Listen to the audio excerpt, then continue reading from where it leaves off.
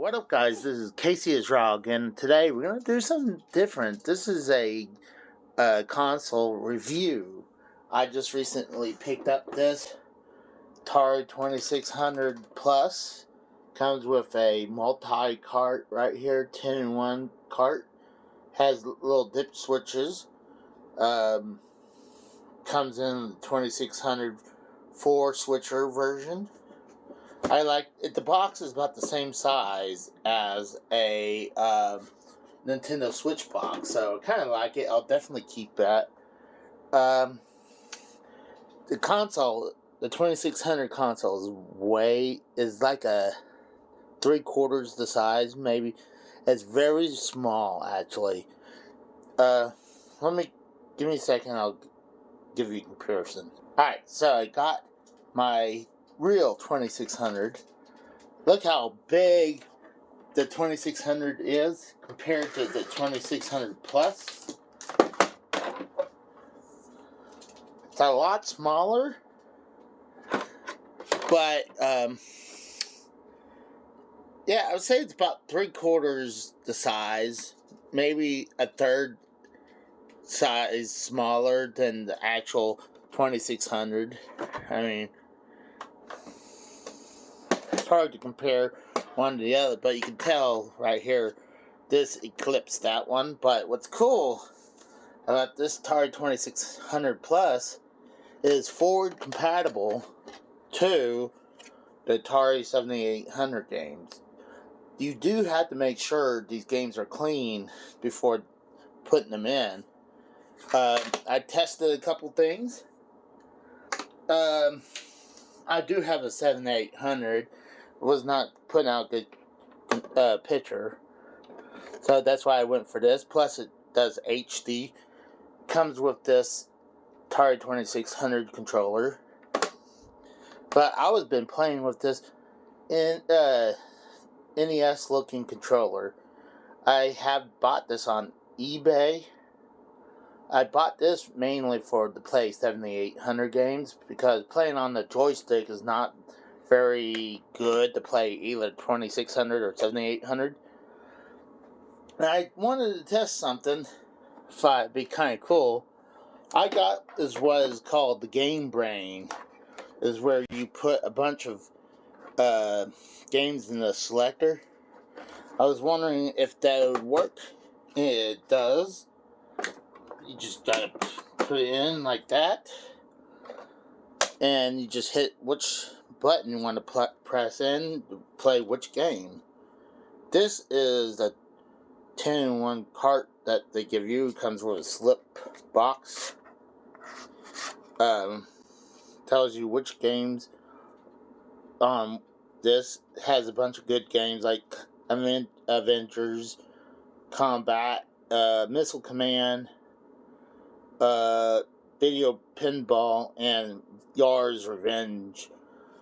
And there's the dip switches right there. So they're really tiny. But you can plug this in right here. The only thing that sucks about this Game Brain, it will not take my 7800 games. I tried, it won't fit in there. So, I highly suggest, like I said, you get a controller like this. I'm sure the controls, like from the Retron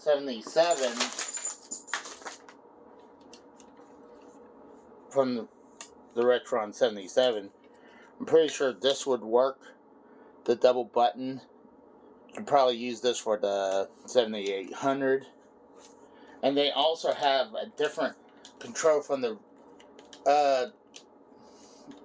Hyperkin cells as well. I'm sure it probably works as well. This is the other controller from Hyperkin. It has a little thumbstick and a action button.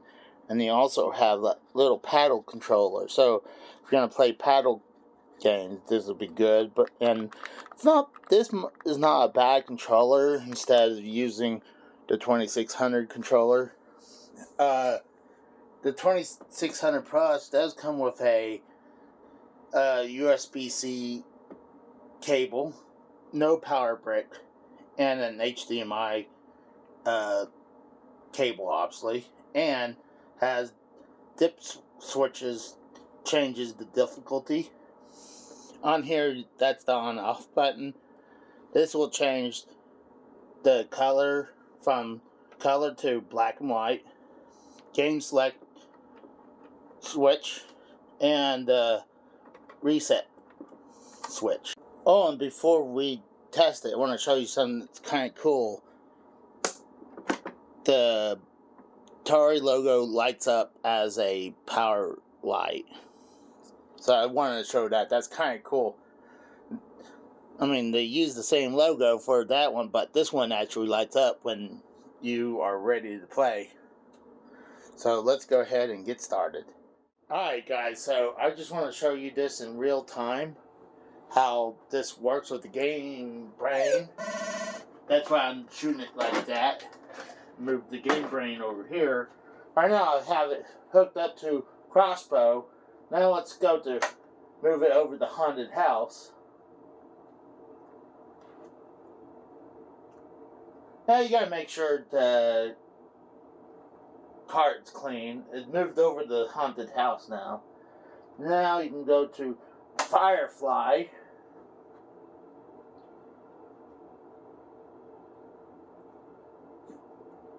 And then you can switch over to the 2-in-1 cartridge that they supply.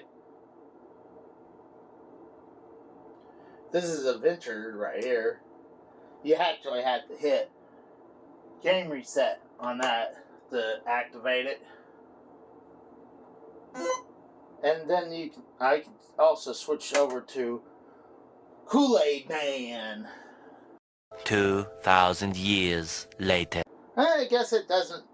I know it was working. I could even pull it out. I know it worked on the game brain, but plug it in there. See, now it's loading.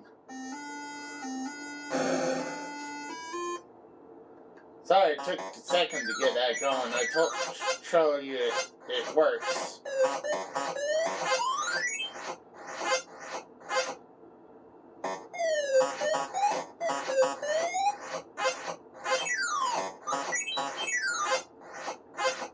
Play Kool-Aid Man for a second. You gotta stop them, I guess, from sucking all the water up.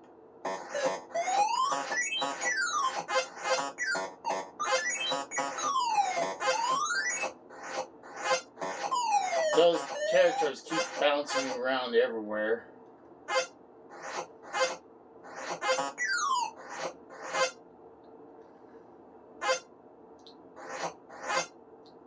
Beat it.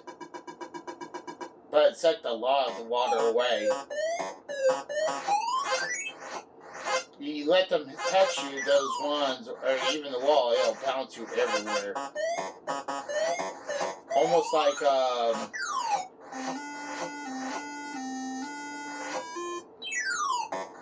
just like that's invincibility. I guess anytime you touch the wall, I'm about to lose.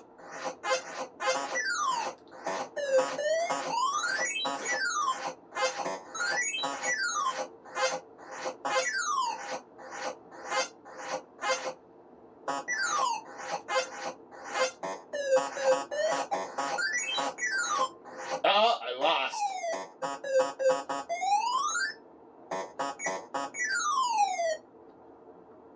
That's it for that one. Let's go back to... Let's switch over to... Oh, I forgot.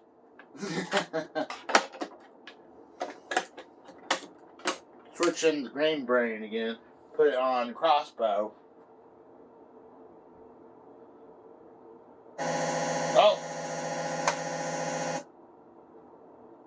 Yeah, remember, this is old. It's gonna have mistakes like that.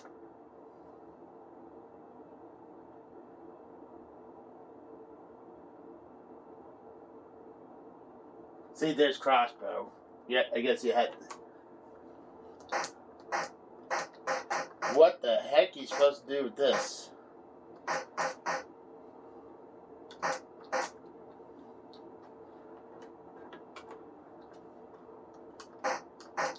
you're just dot going around. There's like Robin Hood right there.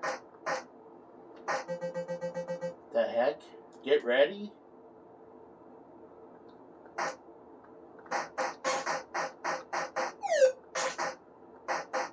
And that's how you do it. And then let's take this out and show you it will play 7800 games.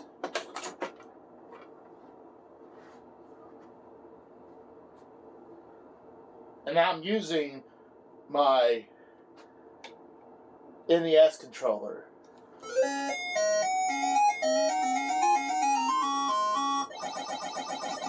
And it works better playing Pac-Man with this than a freaking joystick.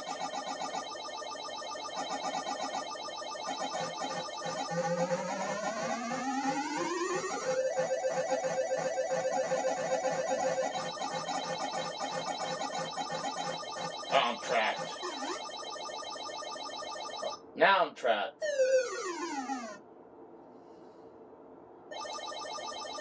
Now let's get out of this and show you Food Fight. Pretty good capability machine. I mean, it's kind of like emulating it a little bit, but you're actually using cartridge. This is Food Fight. You can switch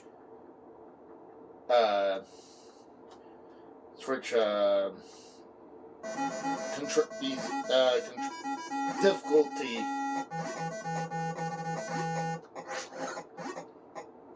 You have to go all the way over to that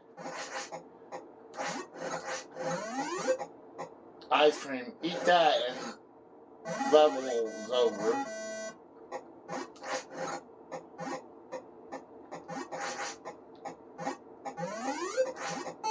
Oh, I got caught by a chef. I get covered.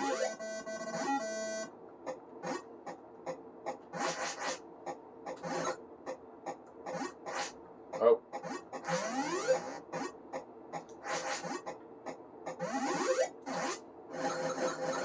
Cool game.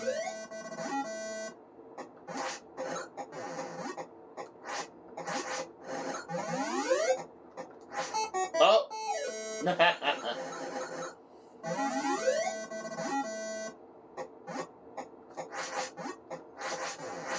I'm glad Atari came out with something like this that actually plays 7800 games on HD.